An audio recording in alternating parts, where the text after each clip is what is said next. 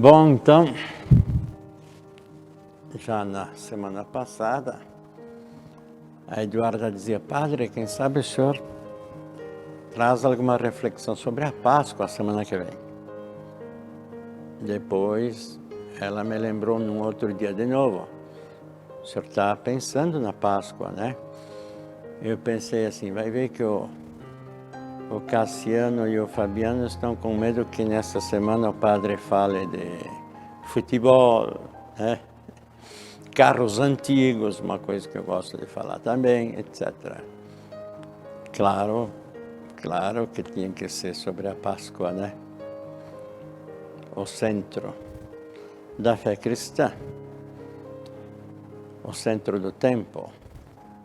Já lhes disse no início do ano que em alguns lugares, até quase 1800, 1700 por aí, contavam o início do ano com a Páscoa. O início do ano, em muitos lugares, não era 1º de janeiro, era o dia da Páscoa, Ano Novo. Pois bem, é o centro da fé que abraçou o centro da realidade humana.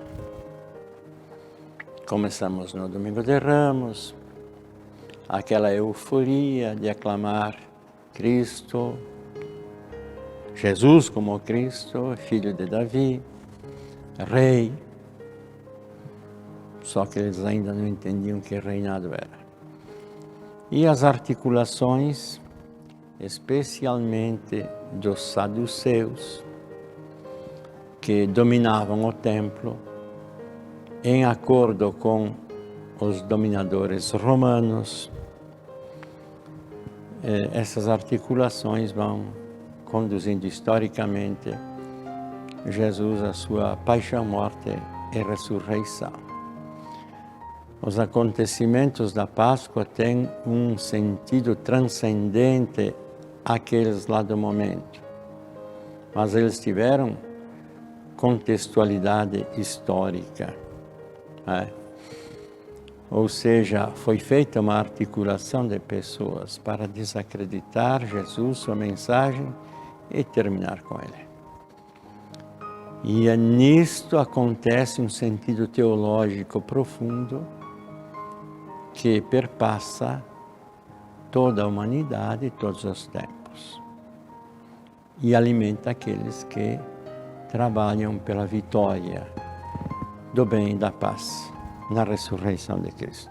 Na Quinta-feira Santa, nós costumeiramente nos reunimos todos os padres em Caravaggio com o bispo, onde renovamos as promessas sacerdotais depois de nos confessarmos. Neste ano, restrições também para nós. Não serão os 100 padres, mas só 2 representando 6 regiões pastorais e 2 representando o nosso vicariato. Restrições de aglomeração também para nós. Normalmente tem um churrasquinho lá, muito festivo, porque é o dia da instituição da Eucaristia e do sacerdócio. Mas, né, vamos deixar também nós essas aglomerações para outra vez. À noite, a missa do lava-pés. Lava-pés que este ano, por medida de saúde, nós omitiremos. É um rito acrescentado à missa. A gente vai celebrar sem este rito. Mas Jesus lava os pés dos apóstolos para ensiná-los a humildade e o serviço da autoridade. E não só esta missa, mas também todas aquelas do Tríduo Pascal. Tríduo Pascal é Quinta-feira Santa, Sexta-feira Santa e Sábado Santo. Todas estas celebrações serão sem a presença dos fiéis. Eu estava no conselho onde Dom José nos ouviu. Não foi fácil chegar a esta conclusão, que ele agora nesta semana passada confirmou. Então, só as equipes de liturgia, os servidores do altar e as equipes que trabalham na transmissão pelas mídias. Dói no coração, gente, celebrar sem vocês, sem a igreja cheia, ainda mais a Páscoa. Mas é uma renúncia que fazemos. É uma renúncia que fazemos. Durante toda essa pandemia, demos o testemunho, vamos até o fim do cuidado, o testemunho do cuidado com a vida. Bom, então na quinta-feira, depois da missa, lembramos que Jesus vai começar a viver a sua agonia. Então aí teríamos a trasladação do Santíssimo para a capela lateral, com vigília, adoração, e para nascer o dia triste da sexta-feira.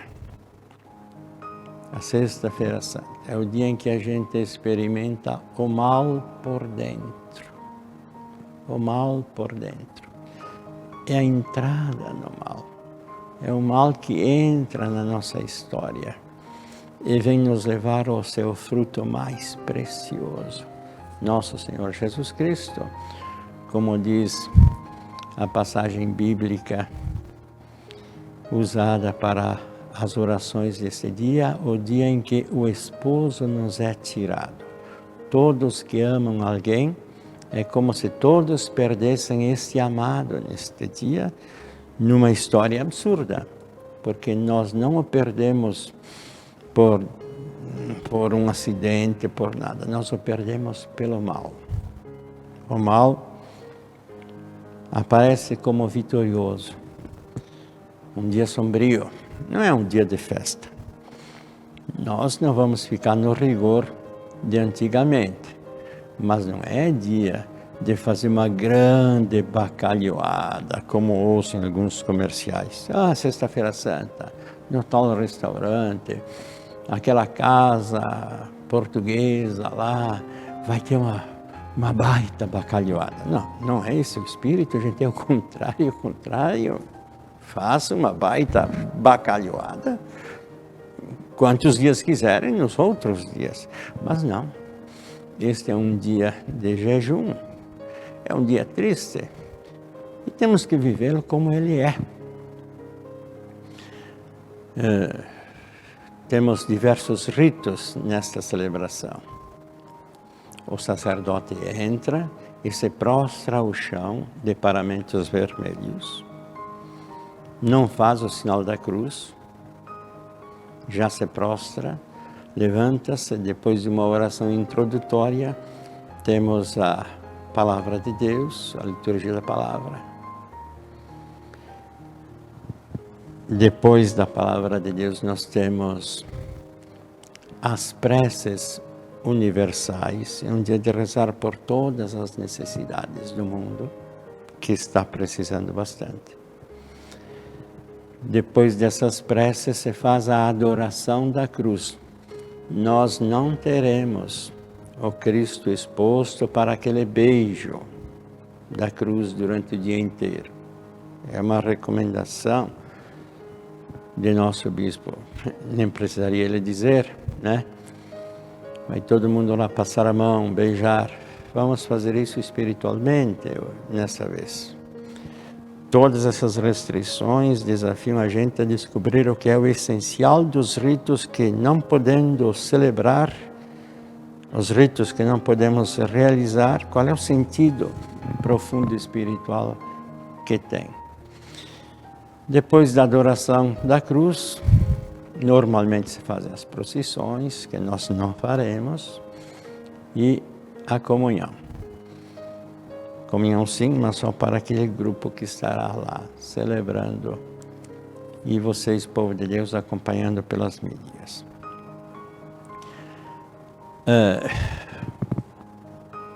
O paradoxo da vida. Paradoxo quer dizer a contradição. No dia em que o mal nos vence assim externamente, por baixo, no real, é o bem que vence. porque lembrem, até eu tinha dificuldade de entender Deus Pai dizendo: eu vou glorificar meu filho na cruz. A glória da cruz, tem até alguns crucifixos com aqueles raios chamados resplendores, o resplendor da cruz. Até algumas pessoas não católicas dizem: mas como que vocês adoram a cruz, que foi um instrumento de morte, a vitória do mal em Cristo, na história de Jesus? Mas ali, a glória é o amor fiel. E na cruz acontece a fidelidade de ser Jesus, que não buscou essa cruz, mas foi fiel no amor. Isso se torna glória, luz, beleza, a beleza da cruz. Um escritor também já disse: o homem mais bonito da história é o crucificado. Até lembro, poderia lembrar frases de santos, teólogos, mas impressiona muito uma passagem da história em que Winston Churchill, primeiro-ministro da Inglaterra, sozinho, enfrentando as forças nazistas que tinham dominado toda a Europa. E uma nação ali única, enfrentando um poderio extraordinário, ele teve uma palavra, melhor, ele teve uns 10 discursos que animaram seu povo nesse tempo pior. E um deles dizia o seguinte: nós estamos nos mais obscuros dias, darkest day. Estudei um pouquinho de inglês de tanto ler, acabei memorizando. Os mais obscuros dias. Mas no futuro, os leitores da história dirão que estamos vivendo os mais gloriosos dias. Os dias mais obscuros da nossa história que vivemos agora serão também os mais gloriosos dias. Você, na sua família, na sua história, já experimentou isso? Dias de crise, de apertos, quase desesperança, você foi fiel, perseverou e venceu com a graça de Deus. Aqueles dias duros foram dias bonitos. Então, o mais obscuro dos dias, a morte mais injusta da história, por causa deste amor fiel, será o mais glorioso dos dias. E nós sentiremos e comprovaremos isto na ressurreição de Cristo, na ressurreição do Sábado Santo. Ali nós temos uma missa. Gente, vocês da Gringolândia, que às vezes não suportam uma missa um pouco mais longa que 43 minutos, né? Com essa impaciência da nossa etnia, do nosso povo, né? Essa missa, nas origens do cristianismo, ela varava a noite do sábado. Era uma vigília longa, com a bênção do fogo, e ali